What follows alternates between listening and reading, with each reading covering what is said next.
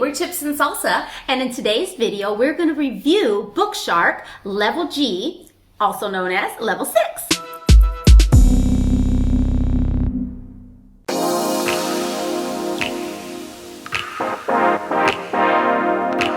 Hi, we're Chips and Salsa. I'm DeeDee. I'm Ximena, and we are two homeschool moms bringing you fun, practical, and encouraging tips. Yes, if you're new to our channel, we would love for you to be a part of our community, so hit that subscribe button and hit the bell button if you want to know when our next video comes out. Yay! BookShark has given us a curriculum Level 6 or Level G in exchange for this review today. So we're excited to talk about this year's curriculum because we're at the end of the school year. Yes. So I can't believe it just flew by. But we did BookShark Level 5 last year. And we really loved it. If you want to check out how we did that, please check out that video because we do have a lot of really great ideas and things that we came up with, and we really enjoyed it. But for this year, we also had made a video that shows you everything that's included. So you want to check that out so that you know what we're talking about when we're reviewing it. But let's get down to business. So Level G, they've renamed them, is the World History Part 1 of 2. Yes. And we, for the most part, I think, enjoyed it. Yeah, I think at the beginning, and I even said this in that video that I referred you guys to, that I'm not a big fan of ancient and medieval times. So I kind of was already like, oh, okay, well, let's see how this goes, But, it's something that I wanted to do because it's important. Yeah. So we got the history, language arts, and the science. We didn't do the recommended math curriculum. Instead, we both do teaching textbooks with our kids, and we have a video about that as well if you want to check out how we do teaching textbooks. Yeah. So this is mainly a history through literature curriculum, which is why we love it, because we like the unit study thematic kind of teaching where everything you're reading is just kind of going into one and you're just getting deeper and deeper understanding of it. So the history curriculum that BookShark uses is Story of the World. Yes. Which we were very excited about because we use Story of the World like forever, always. That's what we use. Yes. Susan Weisbauer is such a great author and such a great homeschool curriculum advocate, author. So if you don't know her, she's someone to get to know. And her curriculum for history is beautiful. It's beautifully written in narrative style for elementary to middle school ages. Since our kids are a little bit older, we didn't tell them how old our kids are. Oh, yeah. So, yeah, my daughter is in 9th grade, and she is 14, going to be 15. My son is in 6th grade, and he is 11. My 3 kids are doing this curriculum. So my 8th grader, he is 13 this year. My 7th grader is 12, and my 6th grader is 11 this year. Yeah, so we have middle schoolers and a high schooler. Yeah, so 11 all the way to 14. Yeah. And I love the way that BookShark does the levels because it is about your age, not so much the grade. So younger kids, maybe you don't expect as long of an essay, or you just kind of like tailor it more to what they're capable of doing, and so that everybody can join in and learn together. Which is what we love doing. We have a great video about teaching multiple kids of different age groups because we are big believers in learning together, especially things like science and history where it is something that we're all learning about and grasping at our development level. So I think that's why it's so great to do it. So Story of the World is written for elementary to middle school ages. However, I think I love it. I've learned so much reading this, and I'm way past elementary school. Yes. So Story of the World, the author also has activity books, test booklets, and CDs that go along with the curriculum that BookShark did not include. Right. So do you want to show these? Yeah, so we like to use these, again, because our kids are older, we kind of wanted something a little bit more meaty. So we do have these are test booklets that, they can do and fill out. And this has been good, a good gauge to see if they're really paying attention and understanding certain things. So this has been great, especially for my 9th grader. Yeah, the older kids. If you have like elementary age kids or the really younger ones, that this is maybe a little too much, the activity books that come with the curriculum are full of narration questions that you can just do orally. So that's really fun. And there's tons of fun activity sheets like mapping and coloring pages. Let me show that because this is really nice. We used to love doing that when so we didn't use this year, but that's another resource that's available. Yeah. And then there's one for each of the levels. Yeah. So just know, and also the CDs, you know, in case you want to listen in the car, it's always a great option. So they have it for every level. So check that out.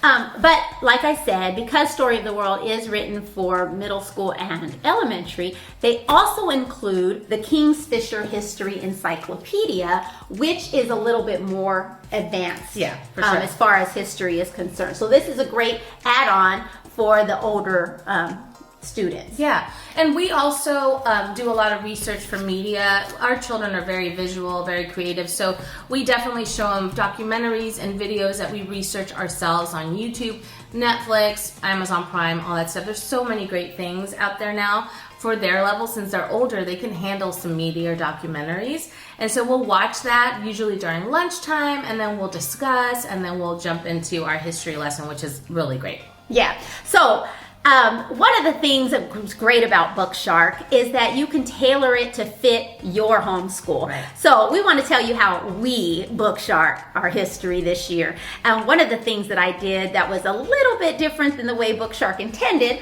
was I did get the history part 1 lap book. So it comes in a box. They have lap books for a few of their levels. So history, World History Part 1 and Part 2 both have lap books. And so it comes with everything you need to make a nice lap book. So even the lap book itself, some tape and glue and things like that. And then all these worksheets and cutouts.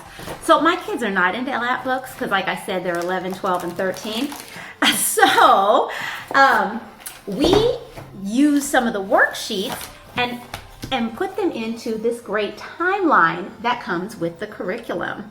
So instead of having them paste the worksheets into the lap book, I had them paste the activities or the worksheet pieces into the timeline.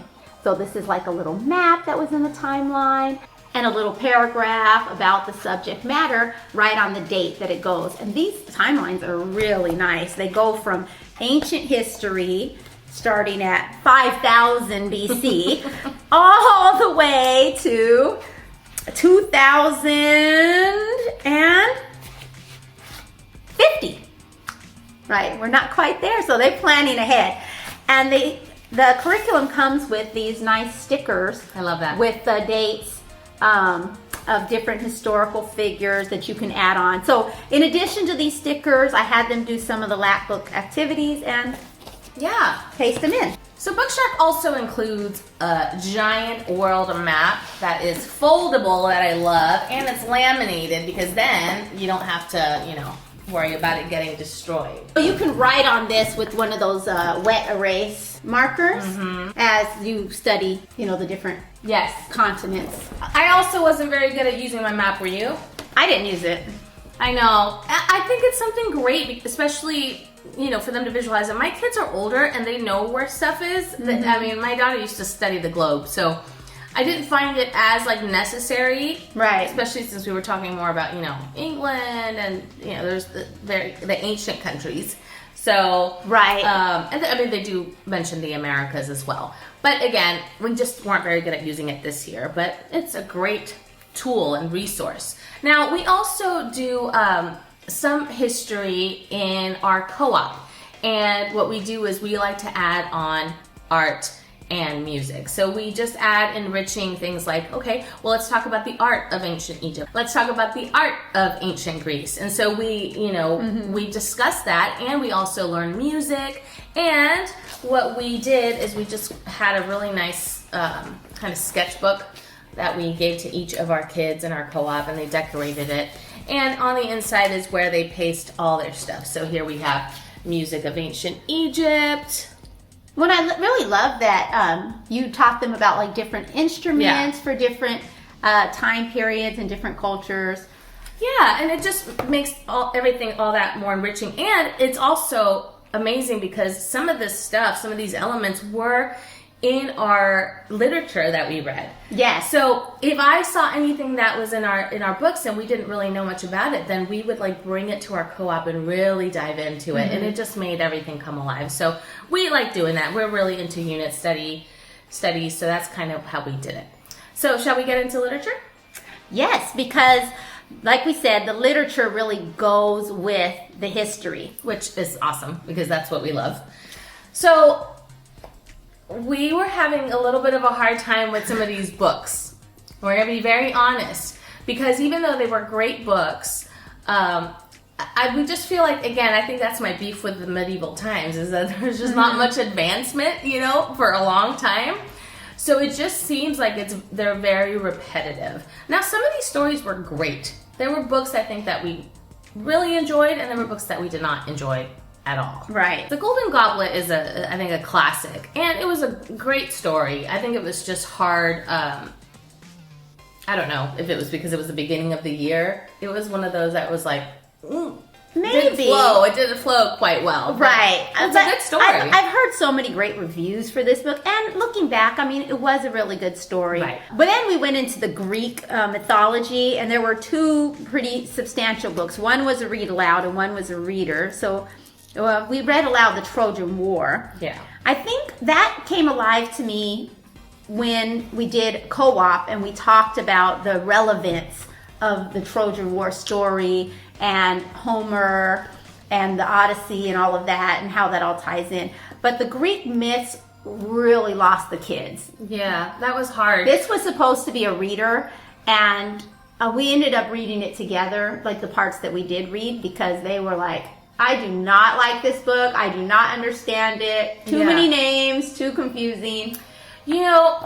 It's funny because my children just started reading the Percy Jackson series, and all of a sudden they are super interested in Greek mythology, and now they're saying, Mom, I kind of want to reread Greek myths, and I want to reread the Trojan War because somehow the way that the author presented it, they were so much more connected to these characters. Yeah. And now they know all about the characters. So, I'm wondering if maybe that would have been a better book to present maybe before or... Well, absolutely. Like when it came to gods that they were familiar with from like Marvel or other comic books, they were a little more connected to the story. And when you're talking all this weird love stories and all this weird stuff, they're kind of like, what? Why do we want to learn this? Why do we care? Right.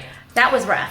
This one I think was the hardest one to get through, the Silver Branch. Yeah. It was really hard to read, although I gotta say again, if you dig deep into the story of it, I found it exciting, and I think your kids, when I was like telling them, no, did you see? I mean, Jesus comes out in this, and and they talk about there was just so many things that we were able to make connections with. But it's almost like with books like these, you have to help them by making those connections. Yeah, I think something we struggle with too was the time period, because it's the Roman Britain trilogy. Right. So just figuring out where and how that linked to the history that we know already was hard. I feel like BookShark, if you could improve anything, would be give us more background about some of these books so that we can figure out how it ties in to the history. And there is some background in the teacher's instruction guide, but I think for this one I feel like there wasn't enough. Yeah.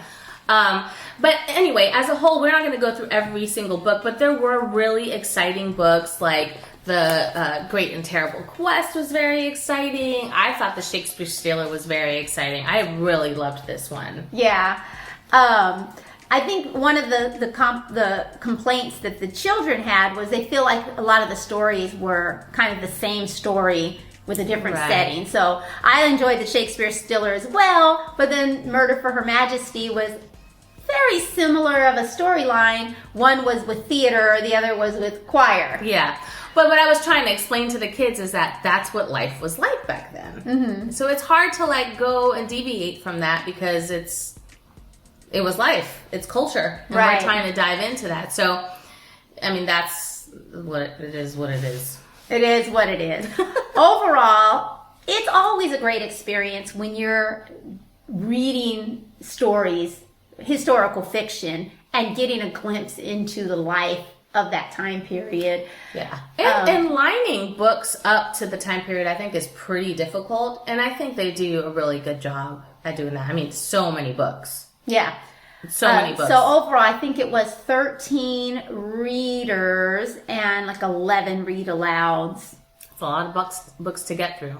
Yeah. So I think that's great. Now the readers, I think the read alouds were good. The readers, my children really resisted. Yeah. This year. I think last year we had better, the level 5, they enjoyed them. But again, that's subjective. But my son was not interested at all in Mara of the Nile and Adam of the Road. There were certain things that he was just like, I cannot handle this book. And my son is an avid reader. So, Yeah. I don't know. I think that just has to do with opinion at that point. Right. Well, there was also the second Mrs. Gioconda, which is about Leonardo da Vinci. And then there's a Leonardo da Vinci biography. And my son is not liking that at That's all. exactly He's like, why are we reading a biography? Why so much about Leonardo da Vinci? Did James say that? Yeah. Yeah. Carlos said the same thing. He was like, I already know about Leonardo da Vinci because not only did we read the second Miss Gioconda, which, by the way, it was a really great book, but we really went deep into Leonardo da Vinci in our co-op. So that's the thing is that now they're like, well, wait, why are we reading that again? So I actually let my son skip and I had him read, Percy Jackson. So that's the good thing is you can tailor your curriculum. If there's really a book they hate, then you can swap it out with something else. Yeah. So for the readers, so that they would stay on track, I would give them a pacing guide. I would print it out as a bookmark. So, it says Tuesday, chapter 5, Wednesday, chapter 6. And then I also typed the comprehension questions so that they could kind of answer them as they were reading. Found it very helpful. And then on the other side, I put vocabulary. So I thought this was, it would take me some time, but I thought it was worth it. Yeah, so all of these questions, the pacing guide, and the vocabulary all come from the instructor's guide. Yeah. And so I think that what I love about BookShark is that they really set you up for success in that sense. They have questions for you to ask your kids, when you're reading history, when you're reading the read aloud, and when you're reading the reader. And so there's really a lot to discuss there. Mm-hmm. And they're just really good at training us as the parent, I think, to give our kids the best education, especially when it comes to writing assignments and things like that. Which leads us to the language arts. Yes. So we did opt for the language arts activity sheets. And what do you think about the activity sheets? I'm glad that we did that again. Yeah. I think it's a really great, because there's activity A, so there's like 4 pieces to it because it is a 4-day curriculum, is more of a grammar, practical type activity. So each week you're reviewing some concept in grammar or learning a concept in grammar, and then there's like a worksheet kind of thing. So I thought that was great. Yeah. There's always a dictation also.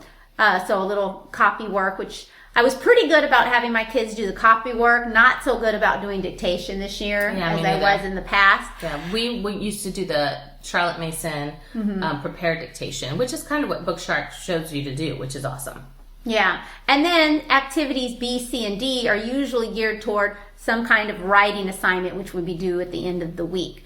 And I thought there was a good mix of essays, research papers, narratives. Yes, narratives. No, I definitely think that it's worth getting the language arts. And with my daughter, I did have to beef up some stuff. So we actually read a Shakespeare book, and I had her write to me a few essays and things like that. But she joined into the big hardy ones, like the research essays and things like that, because she'll just do it at her own level, which is awesome. So the research paper that they did was based on the history. Yes. So they each did a historical figure. So research paper on that. And then I love that they wrote a fairy tale, which is very, medieval times kind of. And I had all my kids print theirs out and put them in this little book. So that was kind of fun. Oh, yeah. They came up with, they're so creative. So it's great to write. They had to write a mystery. Yes. Also, so really great stuff. And I love that the last week, which we're not there yet, but the last week has them kind of like dig into the career path that they want to take. Yeah. So I'm excited about that. So great job, BookShark. Yes. So we did not do the spelling or the vocabulary that you can opt for. Yeah. We didn't do that as well. Yeah, we do spelling vocabulary city online just because it's easier for us to do it that way. Also, BookShark, this level includes this pretty thick poem book, and each day they have a poem to read that goes along with the day. And we didn't do it that way. Yeah, we don't read poetry every day. What we do is we choose 7 poems at the top of the year that are going to go with our monthly co-op theme, and then we analyze the poem thoroughly and we memorize it, and we do that monthly. And there's a video that we have about how we do tea and poetry with BookShark, so check that one out. If it's not on the card, it'll be in the description below. Yeah, so overall, this was not our favorite poetry book because I didn't feel like it really went with the time period. Well, we had to do quite a bit of research to really look for the ones that went with the time period. Yeah, so we focused on those. Like she said, we didn't read through the whole book. But with some work, we were able to get some good poems, and that was fun. All right, well, that about concludes Reading with History Level 6 or Level G. Don't forget to check out our other BookShark videos. We have other reviews and unboxings and ways that we BookShark. Yes, let us know in the comments what you like about BookShark Level 6 and Level G, and if you're planning on using it, we'd love to know. Don't forget to like this video, share it with your friends, and we'll see you next time. Bye. Bye.